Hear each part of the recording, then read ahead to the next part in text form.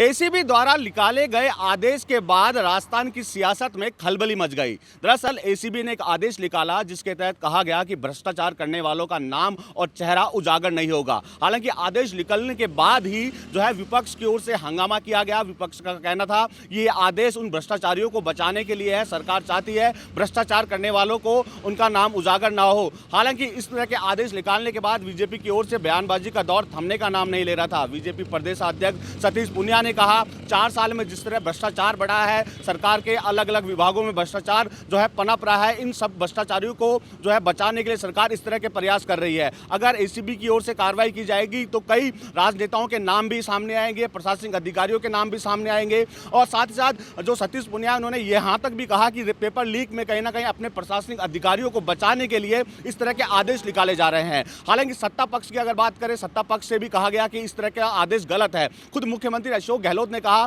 कि इस आदेश को लेकर मंथन किया जाएगा, क्योंकि विपक्ष पूरी तरह से हावी हो गया था। विपक्ष का कहना था भ्रष्टाचारियों को बचाने के लिए इस तरह के आदेश निकाले जा रहे हैं। आगामी समय में कई और आदेश भी निकाले जाएंगे। डकैतों के नाम उजागर नहीं होंगे, जो लूट मार करने वाले हैं उनके नाम उजागर नहीं होंगे। तो विपक्ष कहीं ना कहीं हावी हो गया। उसके बाद सत्ता पक्ष की ओर से वापस मंथन करते हुए आदेश को वापस लिया गया, क्योंकि विपक्ष का कहना था इस आदेश को लेकर सदन में हंगामा किया जाएगा। जब सदन की कार्रवाई शुरू होगी तो सत्ता पक्ष को घेरने का काम किया जाएगा। हालांकि विपक्ष के विरोध के बाद कहीं ना कहीं सत्ता पक्ष की ओर से इस आदेश को वापस ले लिया गया, क्योंकि विपक्ष का कहना था कि लगातार विभागों में भ्रष्टाचार बढ़ रहा है। अगर भ्रष्टाचारी का चेहरा उजागर नहीं होगा तो जनता कैसे समझ पाएगी कि भ्रष्टाचार किसने किया है। सरकार खुद भ्रष्टाचारों को बढ़ावा देने के लिए इस तरह के आदेश निकाल रही है। हालांकि मुख्यमंत्री ने कहा था कि अभी इस पर मंथन किया जाएगा, लेकिन जिस तरह आदेश निकला उसके बाद खुद सरकार के कैबिनेट मंत्री प्रताप सिंह खाचरियावास ने भी कहा ये आदेश गलत है, और तमाम जो मंत्री थे उन्होंने भी कहा ये आदेश गलत है, इस पर मंथन किया जाएगा। हालांकि मुख्यमंत्री ने इस आदेश को वापस लेने के